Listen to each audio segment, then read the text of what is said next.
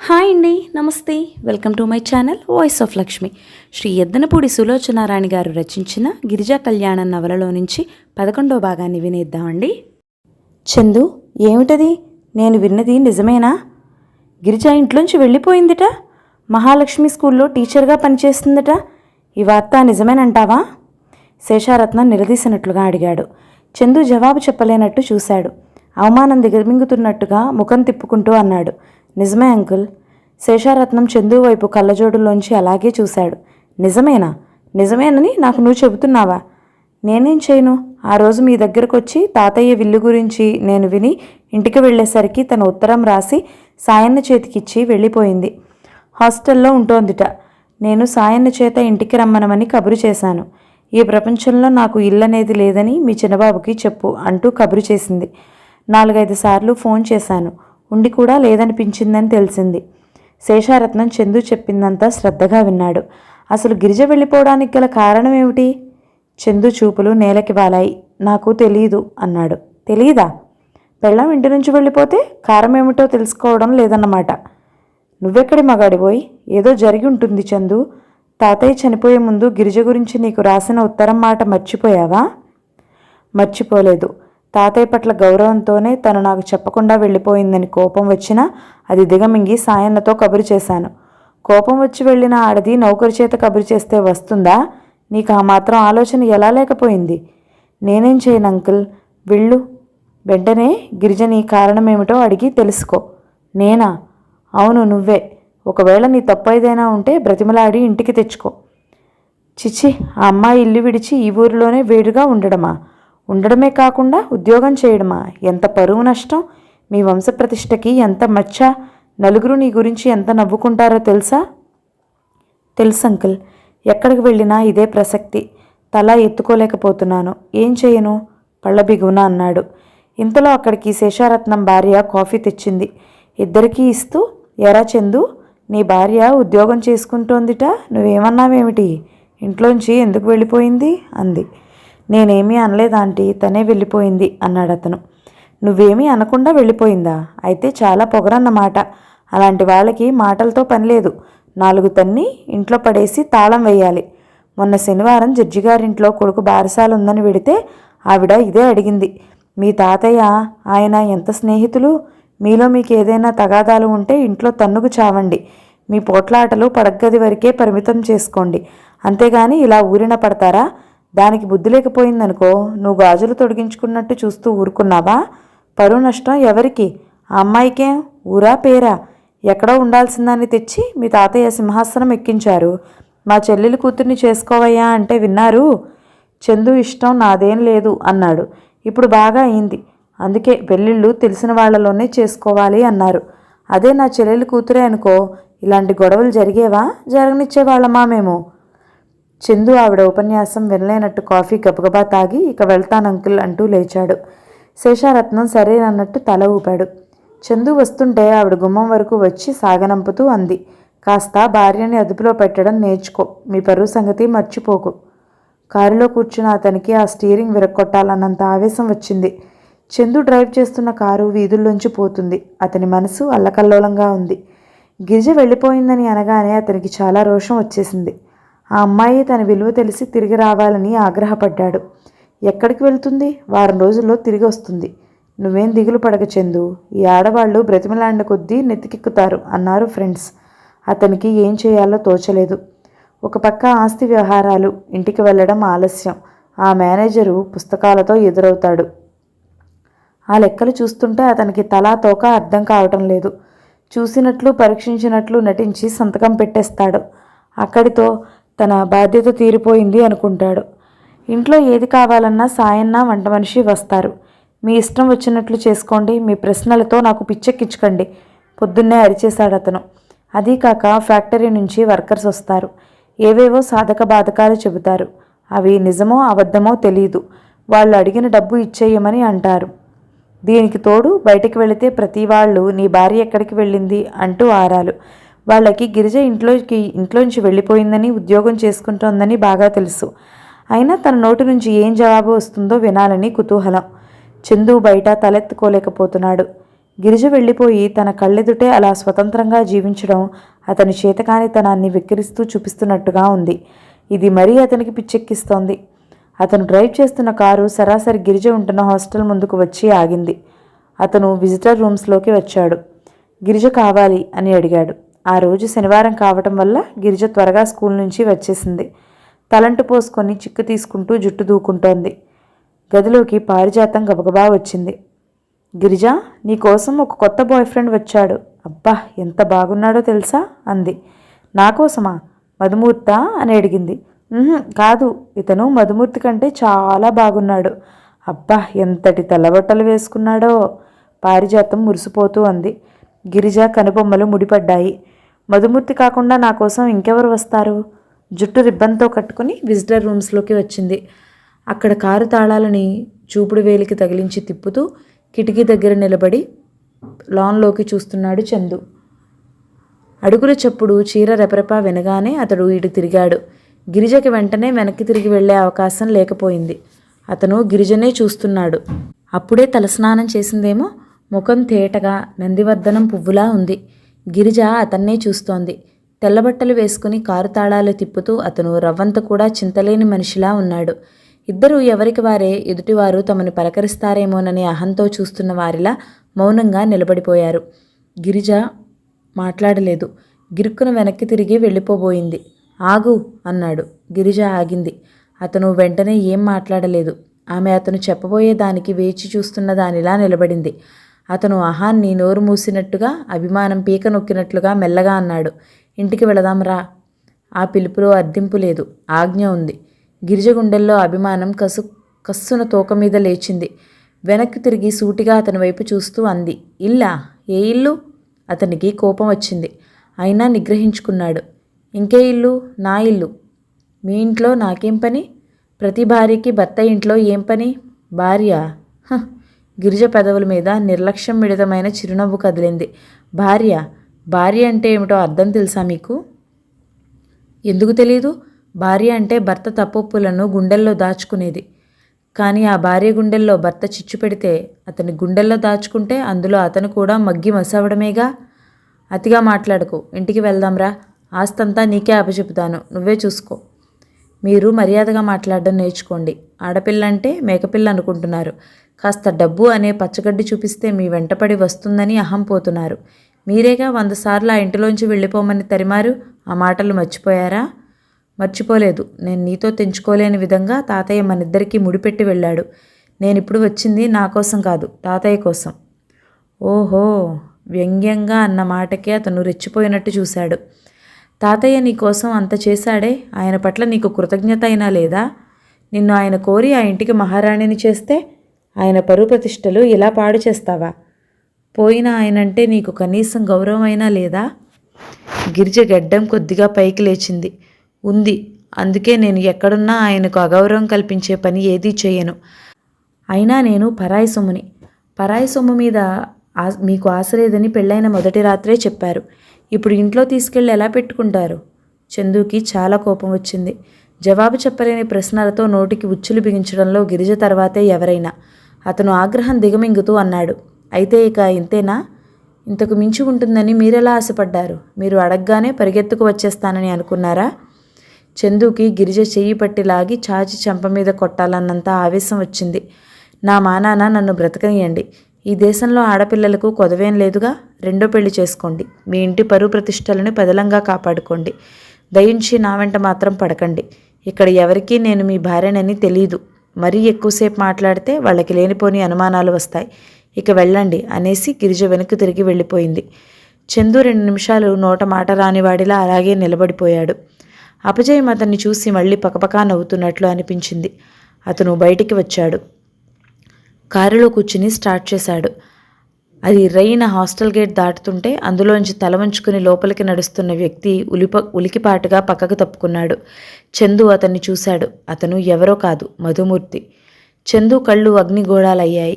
ఏనాడూ ఎరుగని కొత్త అనుభవం అతని మనసు చవిచూసింది. అది ఈర్ష్యతో మెరమెరలాడింది. స్కూల్ టీచర్గా ఆ పోస్టు 3 నెలలకే అవటంతో అది ఉండగానే ఇంకో ఉద్యోగం సంపాదించుకోవడానికి గిరిజ ప్రయత్నాలు చేస్తోంది. మధుమూర్తి కూడా ఎక్కడ ఏ అడ్వర్టైజ్మెంట్ చూసినా గిరిజకి చెప్పి అప్లై చేస్తున్నాడు. నిన్న కోఆపరేటివ్ బ్యాంక్లో క్లర్క్ కావాలని పేపర్లో పడింది. గిరిజ అప్లికేషన్ టైప్ చేసింది. తను స్కూల్కి వెళ్ళాలి, సెలవు దొరకదు. అది కాకుండా ఆ బ్యాంక్ ఎక్కడో దూరంగా ఉంది. మధు తన్నే స్వయంగా తీసుకువెళ్ళి ఇస్తానని నిన్న వచ్చినప్పుడు చెప్పాడు. గిరిజ అప్లికేషన్ టైప్ చేసి స్కూల్కి వెళ్లే ముందు తోవలోనే ఉన్న మధుమూర్తి ఇంటి ముందు రిక్షా ఆపి లోపలికి వచ్చింది. మధు వాకిట్లోనే నిలబడి పిలిచింది. మధు లోపల భోజనం చేస్తున్నాడు. గిరిజ పిలుపు వినగానే ఆ అంటూ లేచి వచ్చేశాడు. గిరిజ బ్యాగ్లో నుంచి టైప్ చేసిన కాగితం తీసి అతనికి ఇచ్చింది. కాస్త నువ్వు ఇచ్చేస్తావుగా అంది. ఈ అప్లికేషన్ ఇక ఆ బ్యాంక్ వాళ్ళకి అందినట్టే అనుకుని నువ్వు నిశ్చింతగా ఉండు అన్నాడు అతను నవ్వుతూ. గిరిజ బ్యాగ్లో నుంచి 10 రూపాయల కాగితం తీసి అతనికి ఇచ్చింది. ఇదేమిటి అన్నాడు అతను. Auto charge. ఇదేమిటి ఈ కొత్త పద్ధతి ఎప్పటి నుంచి? నేను బస్సులో వెళ్ళి ఇస్తాను గిరిజ చేయి నెట్టేస్తూ అన్నాడు. బస్సులు దొరుకుతాయో లేదో, లేకపోతే సైకిల్ మీద వెళ్తాను, అదంతా నీకెందుకట అన్నాడు. అది కాదు మధు, నువ్వు సాయం చెయ్యి, కానీ డబ్బు మాత్రం. గిరిజ అంటుండగానే ఇంతలో వరమ్మ ఇంట్లో నుంచి రైన వచ్చేసింది. డబ్బు తీసుకోడే, వాడెందుకు తీసుకుంటాడు? వాడికి నువ్వు 2వ సంసారం అయిపోయావు. ఏమ్మా మహాతల్లి, చేసుకున్న పెళ్లి పెటాకులు చేసుకుని వీధున పడ్డావు. సిగ్గు లజ్జా లేకుండా తగుదనమ్మా అంటూ ఈ ఊరిలోనే ఉద్యోగం వెలగబెడుతున్నావు. నీ అంత బరి తెగించిన ఆడదాన్ని నేనెక్కడా చూడలేదు. అమ్మా, మధుమూర్తి అరిచాడు. కానీ ఆవిడ అరుపుల్ని లేసమాత్రం కూడా లక్ష్య పెట్టలేదు.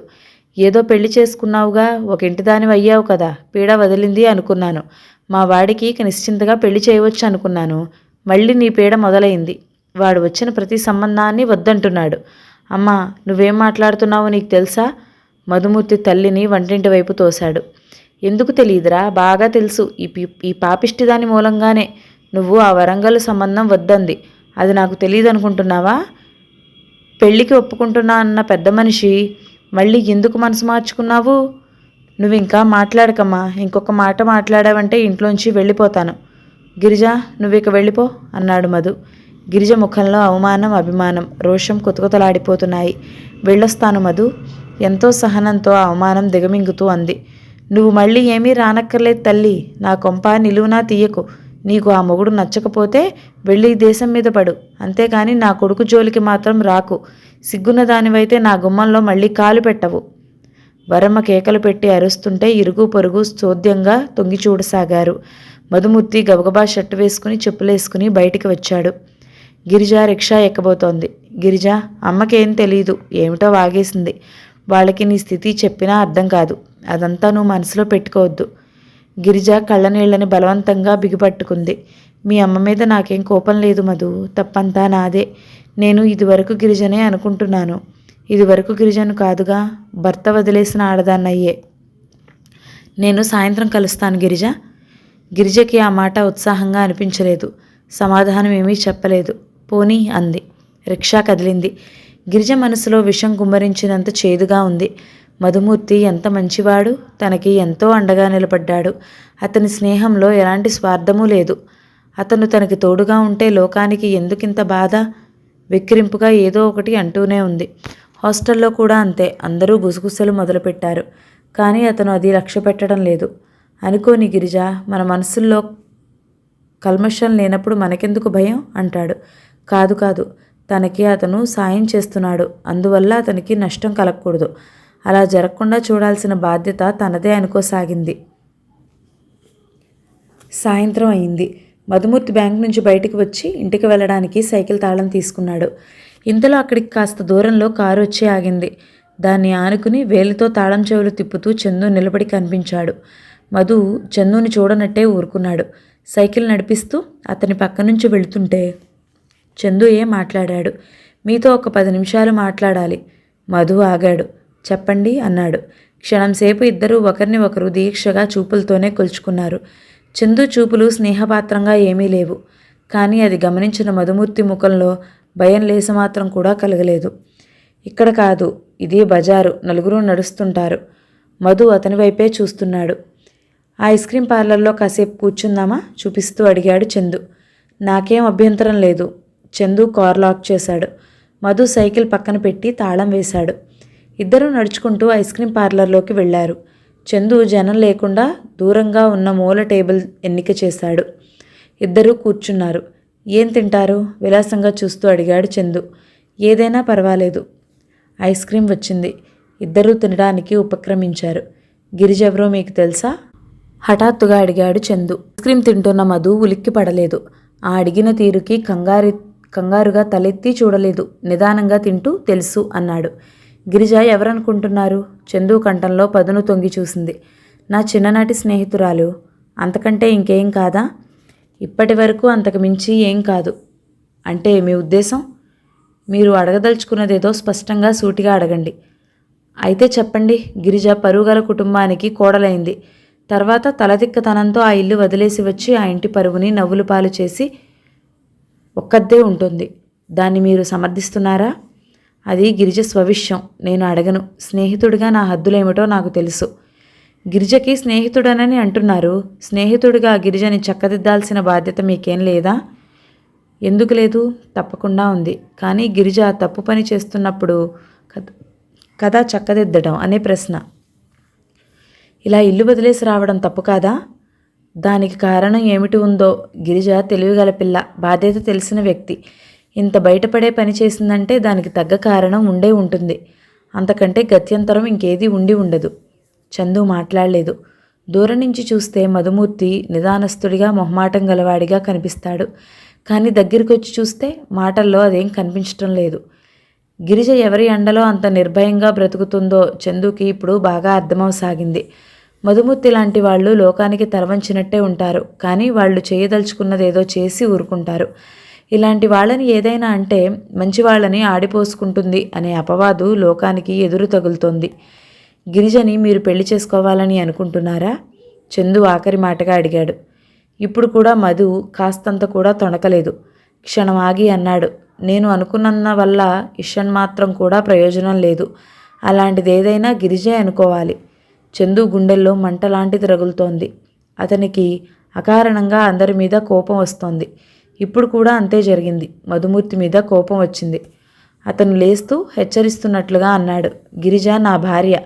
ఎప్పటికైనా గిరిజని ఏ విధంగానైనా ఇంటికి తీసుకువెళ్ళి తీరతాను. ఆ సంగతి మీరు బాగా గుర్తుపెట్టుకోండి. మధుమూర్తి లేచి కరచాలనం కోసం చేయి చాచాడు. అలాంటి క్షణమే వస్తే గిరిజ స్నేహితుడిగా నాకంటే సంతోషపడేవాళ్ళు ఈ ప్రపంచంలో ఇంకెవ్వరూ ఉండరు. నన్ను నమ్మండి. చందు చేయి అందుకొని తనే ఊపాడు. ఈసారి తెల్లబోవడం చందు వంతయింది. ఏమిటి మనిషి ధోరణి? బొత్తిగా అంతుబట్టడం లేదు. ఒక్క నిమిషంలో గిరిజని పెళ్లి చేసుకోవడం ఇష్టమేనన్నట్టు మాట్లాడతాడు. ఇంకో నిమిషంలో ఆమె కాపురం చక్కబడితే సంతోషించే వ్యక్తి తనేనంటాడు. ఈ రెండిట్లో ఏది జరిగినా అతనికి ఇష్టమేనా? ఇద్దరూ బయటికి వచ్చారు. చందు కారు తీసుకుని వెళ్ళిపోయాడు. అతనికి వ్యూ మిర్రర్లో వెనకే వస్తున్న మధుమూర్తి సైకిల్ మీద రావడం కనిపిస్తూనే ఉంది. అతను క్రమంగా దూరమయ్యాడు. గిరిజా, గిరిజా, చప్పునరా, నీ ఫ్రెండ్ వచ్చాడు. పారిజాతం వచ్చి పిలిచింది. మధుని సైకిల్ ఫ్రెండ్ అని, చందుని కార్ ఫ్రెండ్ అని అంటుంది. నేను లేనని చెప్పు పారు, ప్లీజ్. మంచిదాని కదూ అంది గిరిజ. నువ్వు లేవని చెప్పడమా? ఎందుకని? అంది పారు ఆశ్చర్యంగా. మా తల్లివి గదా, నన్ను ఇంకేం తర్కించుకు. గడ్డం పట్టుకుని బ్రతిమలాడింది. సరేలే. పారిజాతం వెళ్ళిపోయింది. 10 నిమిషాల్లో మళ్ళీ తిరిగి వచ్చింది. గిరిజా, అతనికి నువ్వు లోపల ఉన్నావని తెలుసుట. అతను ఊరు వెళ్తున్నాడట. నీతో ఏదో మాట్లాడి వెళ్ళాలట. అబ్బా వద్దు, నువ్వు ఉన్నావని చెప్పేశాను అంది. గిరిజ గత్యంతరం లేనిదానిలా విజిటర్ రూమ్స్లోకి వచ్చింది. అక్కడ మధుమూర్తి నిలబడి ఉన్నాడు. గిరిజ అతని వైపు సూటిగా చూడలేదు. ఏమిటి మధు అంది. నేను ఈరోజు ఊరు వెళ్తున్నాను అన్నాడు అతను. ఏ ఊరు? నంద్యాల. ఎందుకు? పెళ్లి చూపులుగా? నవ్వు ముఖంతో అంది. నాకు అక్కడికి ట్రాన్స్ఫర్ అయింది. జాయిన్ అవ్వడానికి వెళ్తున్నాను. గిరిజ గబాలన తలెత్తి చూసింది. ట్రాన్స్ఫరా? అదేమిటి? 3 ఏళ్ల వరకు ట్రాన్స్ఫర్ ఉండదని మొన్ననేగా చెప్పావు. ఇంత హఠాత్తుగా ట్రాన్స్ఫర్ ఎలా అయింది? మధు వేలెత్తి పైకి చూపించాడు. ఆ పెరుమాళ్లకే ఎరుక. మా పక్క సీటు అతను చెప్పడం. అతను సందేహంగా ఆగాడు. ఎవరైనా నీకు ట్రాన్స్ఫర్ చేయించారనా? అవును. చందుయేగా? నాకు తెలీదు గిరిజ. ఏదైనా నేను వెళ్ళి జాయిన్ అయి తీరాలి. సెలవు పెట్టేందుకు కూడా వీల్లేదు. నా మూలంగా నీకు ఎన్ని బాధలు కదూ. గిరిజ కళ్ళలో నీళ్ళొచ్చేశాయి. మధు దగ్గరికి వచ్చాడు. చిచి, ఏం మాటది? అదిగో అదిగో, అమ్మాయి గారి ధైర్యం ఏమైపోయింది? గిరిజ కన్నీళ్లు తుడుచుకుంటూ అంది. బోటు అన్ని పక్కలా చిల్లులు పడి నడి సముద్రంలో మునిగిపోతుంటే ఇంకెక్కడి ధైర్యం మధు? మధ్యాహ్నం నుంచి నీకు ఈ విషయం ఎలా చెప్పాలా అని సతమతమవుతున్నాను. మీ ఇంటికి రావాలంటే మీ అమ్మ ఏమనుకుంటుందోనని భయం. ఏమైంది గిరిజ? ఏం జరిగింది? నా ఉద్యోగం పోయింది. నిజంగానా? తెల్లబోతూ అడిగాడు. అవును, ఈరోజు నేను వెళ్ళగానే హెడ్ మిస్ట్రెస్ పిలిచింది. ఏమిటో అనుకుని వెళ్ళాను. పోస్టింగ్ ఆర్డర్స్ నా చేతికిచ్చింది. నా టీచింగ్ వాళ్ళకి సంతృప్తికరంగా లేదట. నా ప్రవర్తన కూడా వాళ్ళ స్కూల్కి ఉన్న మంచి పేరుకి భంగకరంగా ఉందట. ఇంకెవరినో అపాయింట్ చేస్తున్నారట. ఇదేమిటి? క్రితం వారమేగా నీ టీచింగ్ చాలా బాగుందని మెచ్చుకుందని సంతోషంగా చెప్పావు. అవును, హఠాత్తుగా ఎవరో ఆవిడ అభిప్రాయం మార్చేశారు. పారిజాతం అనడం, మొన్న పారిజాతం ఆవిడ దగ్గర ఉండగానే ఆవిడకి ఫోన్ వచ్చిందట. ఎవరో నా గురించి ఆరా తీశారట. పారిజాతానికి అప్పుడే అనుమానం వేసిందట. కానీ హెడ్ మిస్ట్రెస్ మంచిది కదా, నన్ను తీసివేయదని అనుకుందట. మధు నిట్టూర్చాడు. బాగుంది. నా ఉద్యోగం ఈ ఊరు నుంచి ట్రాన్స్ఫర్ అయింది. నీ ఉద్యోగం పోయింది. మనిద్దరిని దూరం చేయడానికి ఇదెవరో కావాలని చేసిన పనే అని అనిపిస్తోంది. గిరిజ పెదవుల మీద విరక్తి నిండిన చిరునవ్వు మెదిలింది.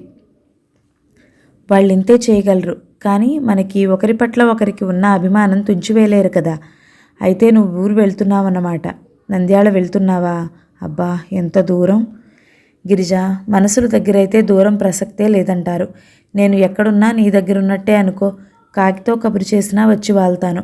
చూడు, ఉద్యోగం పోయిందని కాస్త కూడా దిగులు పడద్దు. నీ ఉద్యోగం పోయినా నా ఉద్యోగం ఉందిగా. మధు గిరిజ చేతుల్లోకి తలదించుకుంది. నువ్వింత అధైర్యపడితే నేను వెళ్ళను, ముందే చెప్తున్నాను. లేదు, నేను అధైర్యపడను. నువ్వు వెళ్ళిరా, కళ్ళు తుడుచుకుంటూ అంది. గిరిజ, స్నేహం అంటే ఏమిటి? జీవితంలో వ్యతిరేక పరిస్థితులు బలంగా ఎదురైనప్పుడు కృంగిపోకుండా ఒకరికి ఒకరు చేయూత ఇచ్చుకోవడం, అంతేగా? అంతే మధు, అంతే. నువ్వు ఇంతగా బెంబేలు పడాల్సిన విషయం ఇందులో నాకేం కనిపించడం లేదు. చూడు, ప్రతి వాళ్ళ జీవితంలోనూ సమస్యలు కెరటాల్లా వచ్చి పడతాయి. అప్పుడే వాళ్ళు బలంగా నిలదొక్కుని నిలబడగలగాలి. అలా నిలబడగలిగితే జీవితం అనేది మళ్ళీ ఉంటుంది. లేకపోతే ఏముంది? కెరటంతో పాటు సముద్రంలోకి కొట్టుకుపోయి మన ఉనికిని మనం కోల్పోవడమేగా. నిజమే మధు. నా బాధ ఏమిటంటే చందుకి నేనంటే అభిమానం, ప్రేమ లేనప్పుడు నా మానాన నన్ను ఎందుకు వదిలేయకూడదు? నన్ను ఎందుకు ఇలా వెంటాడాలి? అది పురుషత్వపు అహంకారం చేసే హఠం, అంతకంటే ఇంకేం లేదు. ఆడపిల్లవి, అతని డబ్బుని కాదని వచ్చి ఇంత ధైర్యంగా నువ్వు నిలబడ్డం, అది అతను అవమానంగా భావిస్తున్నాడు. గిరిజ, నువ్వు నీ ధైర్యం ప్రతి ఆడపిల్లకి ఆదర్శం కావాలి. ఆడపిల్ల అంటే కేవలం నేను ఆడపిల్లనే అనే పిరికితనం పోకూడదు. నేను మనిషినే అన్నట్టు జీవితంలో ఎగుడు దిగుళ్ళని ఎదుర్కోవాలి. ఈ రోజుల్లో ప్రతి ఆడపిల్ల చదువు, సంస్కారం ఆలంబన చేసుకుని మగవాడు లేకపోయినా బ్రతకగలను అనే ధీమా కలిగి ఉండాలి. ఏ దేశంలో ఆడపిల్ల ఇంత చైతన్యవంతంగా ఉంటుందో ఆ దేశానికి వాళ్ళు వెలలేని రత్నాలుగా శోభిస్తారు. మధు, నువ్వెంత మంచివాడివి. దేవుడు 1000 సంవత్సరాల పాటు నిన్ను చల్లగా చూడాలి. ఆ దేవుడు ఎంత మంచివాడు గిరిజ. నీలాంటి స్నేహమైని నాకు జీవితంలో ప్రసాదించాడు. ఇక నేను వెళ్ళిరానా? వెళ్ళు. అధైర్యపడవుగా? నాకెప్పుడైనా అలా అనిపిస్తే నిన్ను గుర్తు చేసుకుంటాను. నాకు మధు ఉండగా ఇంకేం భయం అనుకుంటాను. వెరీ గుడ్, అలా ఉండాలి. నువ్వెప్పుడూ అలాగే గుర్తు చేసుకోవాలి. నేను వెళ్ళగానే చేసే మొదటి పని ఏమిటో తెలుసా? నీకు ఉత్తరం రాస్తాను. నువ్వు జవాబు రాస్తావుగా? తప్పకుండా, నీ ఉత్తరం కోసం ఎదురు చూస్తాను. మధు వెళ్ళిపోయాడు. గిరిజ గేటు వరకు అతన్ని సాగనంపి వచ్చింది. అతను వెళుతుంటే వీధి చివర కనుమరుగయ్యే వరకు తదేకంగా చూసింది. అతను దూరమైపోతుంటే మనసంతా ఏదో బలం పోగొట్టుకున్నట్టు దీనంగా అనిపించింది. మధు ఎంత మంచివాడు. మగవాళ్లలో 100కి 1 అలాంటి సహృదయులు ఉంటే ఎంత బాగుంటుంది. మధులాంటి వాళ్ళ దగ్గర ఆడపిల్లలకి ఆత్మ సంయమన శక్తి పెరుగుతుంది. ఆడపిల్లకి ఒంటరితనపు ఎడారుల్లో వీళ్ళు ఓయాసిస్సుల్లాంటి వాళ్ళు. ఆ చల్లని నీడన ఎంతగానైనా సేద తీరవచ్చు. గిరిజ మెల్లగా మెట్లెక్కి హాస్టల్ లోపలికి వచ్చింది. గిరిజ, ఓ గిరిజ, ఎక్కడ నువ్వు? పారిజాతం హాస్టల్ వరండాలో నుంచి కేకలు పెట్టింది. గిరిజ తిరిగి చూసింది. చేతిలో పేపర్ ఉంది. గిరిజ చప్పున చీరల వెనక్కి దాక్కుంది. పలకలేదు.